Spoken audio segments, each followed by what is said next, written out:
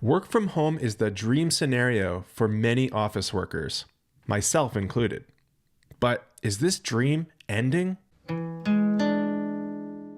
Pre-pandemic, you would hear about it here and there, people working from home, but the pandemic made it happen suddenly. In 2019, only 6.5% of workers in the private business sector worked primarily from home. And then that all changed on a dime. This is breaking news from Channel 7 Eyewitness News. Several breaking developments tonight in the coronavirus outbreak. The first, a major announcement from President Trump. We will be suspending all travel from Europe to the United States for the next 30 days. Also breaking, New York City's St. Patrick's Day parade now postponed. More breaking news to tell you about the NBA tonight, suspending its season until further notice after a player tests positive for COVID-19. And a big announcement from actor Tom Hanks and his wife Rita Wilson. The two now in isolation, both saying they have the virus. The physical world shut down and employers scrambled to set up their employees in a remote environment. It's amazing what can be done when you have no choice.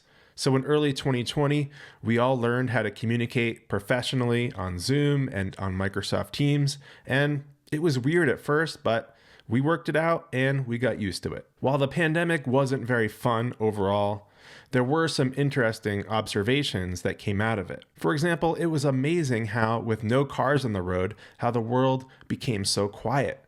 Birds started singing louder than ever, the air was clear and breathable, and it was amazing how, once again, humans proved themselves to be extremely adaptable because work from home became functional and normal just like that. Then, as the pandemic was petering out, let's call it the summer of 2021, well, it was time for many office workers to return to the office. While some were able to continue to work full-time remote, many others got into a hybrid situation. Come to the office sometimes. 1 day a week, 2 days a week, 3 days a week. Otherwise, what are we paying for all this office space for? The return to office ramped up slowly but surely. I noticed it myself as I returned to my bike commute, but now only 1 day a week. But each week as I pedaled in, I would notice more and more cars on the road each time. Personally, I had to return to the office at least 1 day a week, and I still commute to the office only 1 day a week. It's quite a nice arrangement. For new employees, on the other hand, I could see where this would be a challenge. They kind of need a central place to learn the job and absorb the culture. But for those who already knew the ins and outs of their jobs and their employer and who wanted to ditch the commute, this whole thing was a dream scenario, even in the hybrid environment. And we've kind of maintained that working lifestyle situation for the past 3.5 years. But now things are starting to change again. Take Trump's recent executive order demanding that all federal employees return to the office 5 days a week. The order states that heads of all departments and agencies in the executive branch of government shall, as soon as practicable, take all necessary steps to terminate remote work arrangements. The measure requires employees to return to work in person at their respective duty stations on a full-time basis, provided that the department and agency heads shall make exemptions they deem necessary. We'll see how this plays out, but it looks like it might be party over for federal employees. But it's not just federal employees that are being asked to return to the office full-time.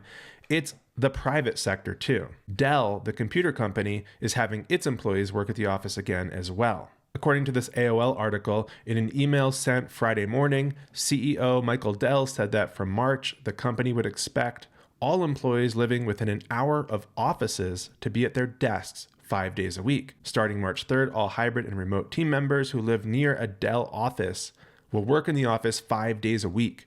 We are retiring the hybrid policy effective that day, the CEO, who has a net worth of $117 billion, told staff. Yes, it's all fun and games when you're a billionaire. And so, according to the email, employees who live far from a Dell office will be allowed to continue working remotely. Well, that's interesting. I guess you should have moved farther from the office while you had a chance. To make that distinction based on where people live seems arbitrary and unfair to me, but what do I know? What we're finding is that for all the technology in the world, nothing is faster than the speed of human interaction, Michael Dell told staff. A 30-second conversation can replace an email back and forth that goes on for hours or even days. I mean, I think he has a point there. Certainly, talking in person in real time is a lot more efficient in most cases than emailing. We all know that, but it doesn't mean we have to be in the same physical meet space to get that done. We could message back and forth using our newfangled Microsoft Teams or whatever. We could schedule a quick video meeting, or we could even kick it old school and pick up the phone. One thing I take offense to with all of this is the idea that return to office means return to work, and that work from home is not work. You hear this insinuation all the time, and in most cases, it's a bogus argument. This paper published by the Bureau of Labor Statistics shows what happened to productivity during the pandemic. It shows that in most industries, productivity rose even with the sudden rise in remote work. In fact, comparing the period of 2007 to 2019 against 2019 to 2021, there were some pretty sweet gains in total factor productivity, which is a measure of output versus input. Apparently, during the pandemic, we put in less and got out more. This chart shows that most industries had a lower percent change in labor input and a higher percentage change in output. In other words, there were less workers, but there was still an increase in productivity.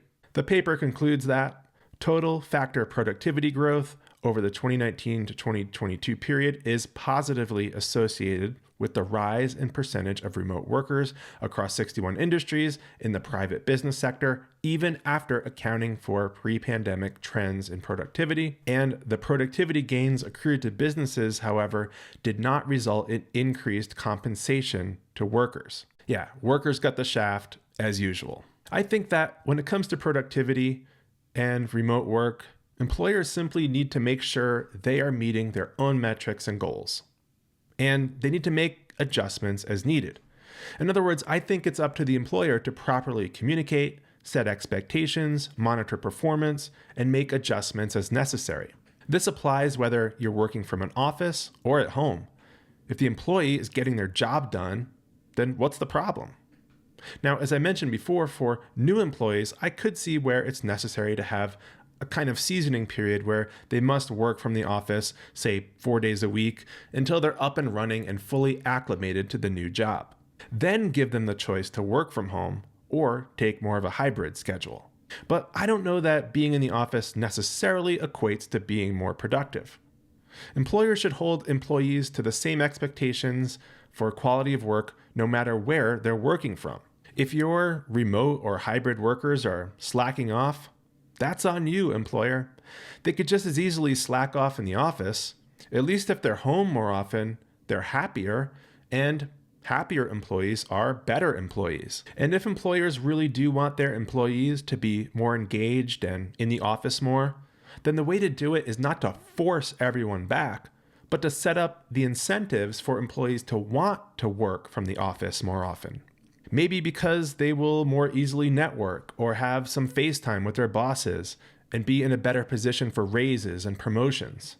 Let the go-getters go get it and let the slackers work from home if they want to. Maybe they end up earning less in the long run, but maybe that's a trade-off they're willing to make.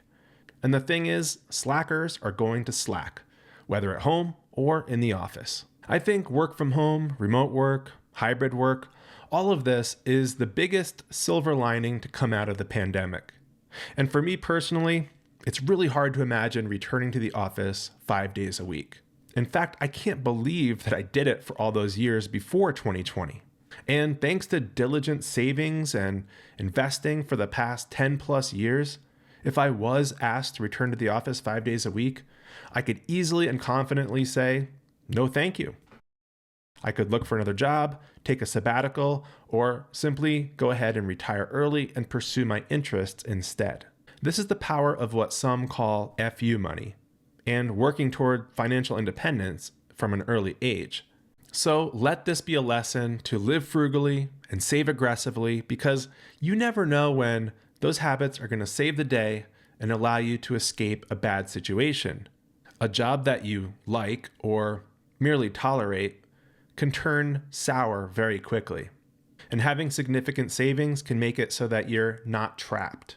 That's what I have for you in this video. If you want to learn more about financial independence, you can check out this video here, and thanks for watching.